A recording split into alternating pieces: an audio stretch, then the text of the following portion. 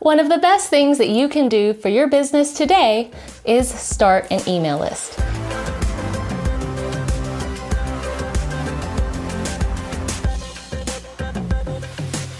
Hey guys, thanks for joining me today. I'm Christine and I'm here to help you with your blogging, branding, and online business needs. Today I'll go over who needs an email list, why you need one, and the things you need to know in order to get up and running quickly. I'll start with the big picture stuff so that as we move forward, you'll be able to follow along more easily. In the next video in this series, I'll be doing a hands-on tutorial on actually setting up your very first email list. All right, so first, who needs an email list? Well, generally speaking, if you have any sort of online presence, and if you're looking to make money either now or in the future, then you should start your email list as soon as possible.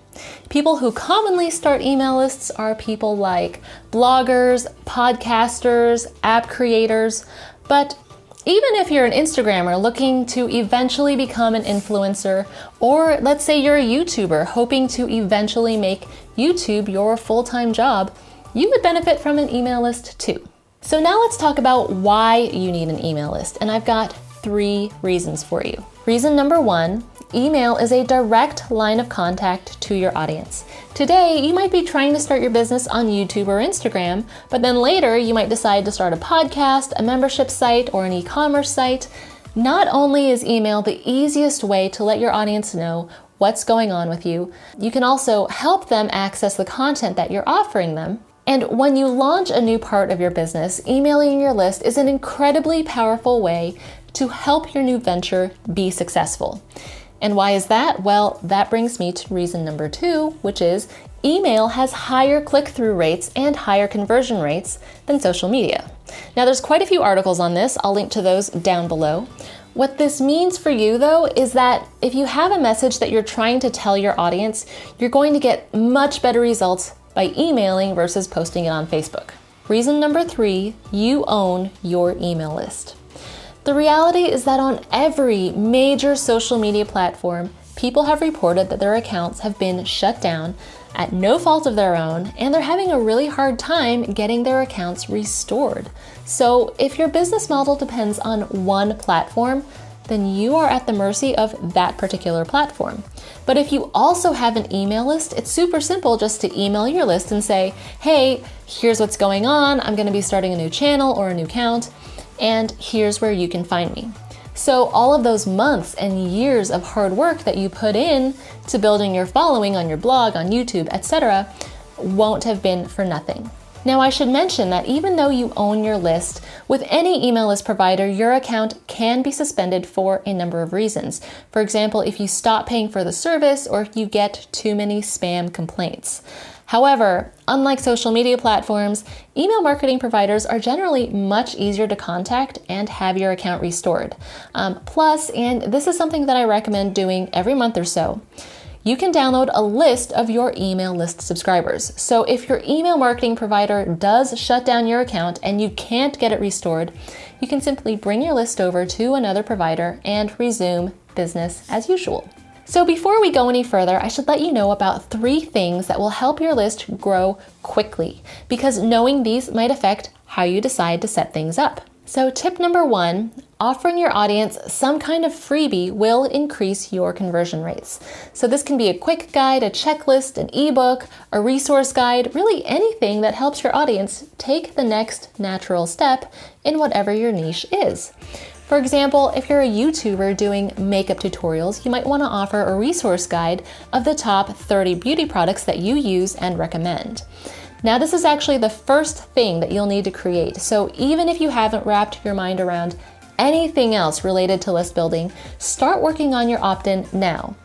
And I should mention that opt-ins go by a few different names. Some people call them lead magnets, some people call them freebies, content upgrades, or opt-in bribes.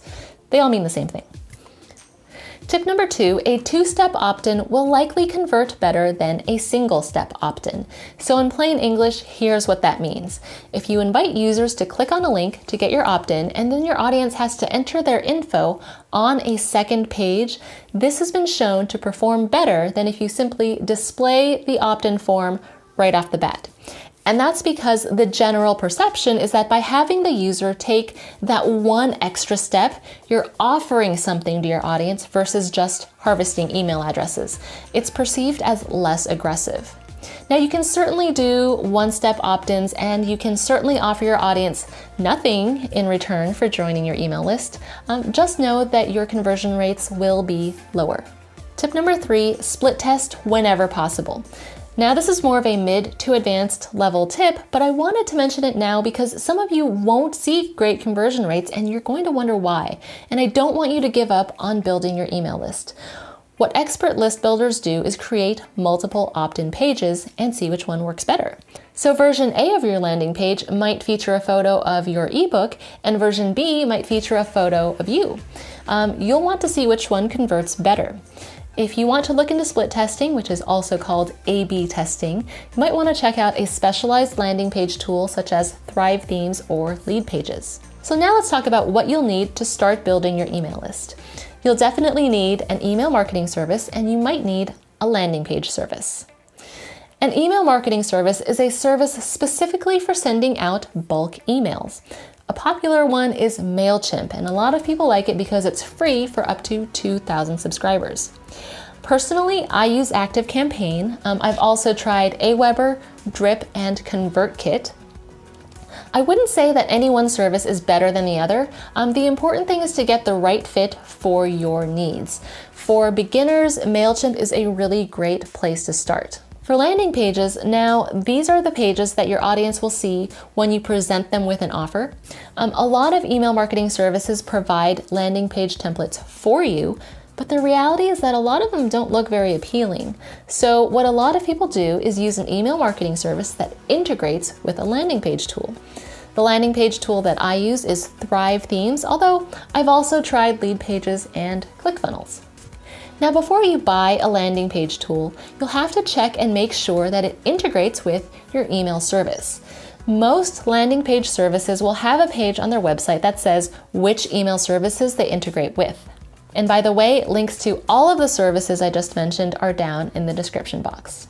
Finally, let's talk about email etiquette. I've got 7 tips for you that should help you keep your email list subscribers happy. Tip number 1, do not use personal email services for your bulk emails. Don't use Gmail, AOL, Yahoo, or anything like that. If you do, you might find that your personal email address has been shut down for sending spam. Use a trusted provider such as Mailchimp, ActiveCampaign, or ConvertKit. In addition, when you set up your first campaign, you'll need to tell your email provider who the email is coming from, and I would advise you to use a branded email address. For example, I do have a personal Gmail account, but I don't use that for my email list. My emails are sent from hi@christineon.com, so you'll need to set that up ahead of time. Tip number 2, adhere to the CAN-SPAM Act rules. You must provide a way for people to opt out of your email list, and you must also provide a mailing address. I highly encourage you to use an address where you can be reached, but that isn't your home address. PO boxes are fine, as are private mailboxes, such as the UPS store. By the way, I know how CAN-SPAM sounds. It sounds like they're encouraging spam. It's actually an acronym that, if you ask me, was just really poorly branded.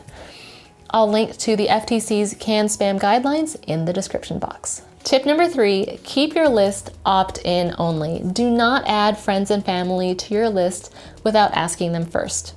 I should also mention that there are places on the internet where you can buy email addresses. Just don't do it.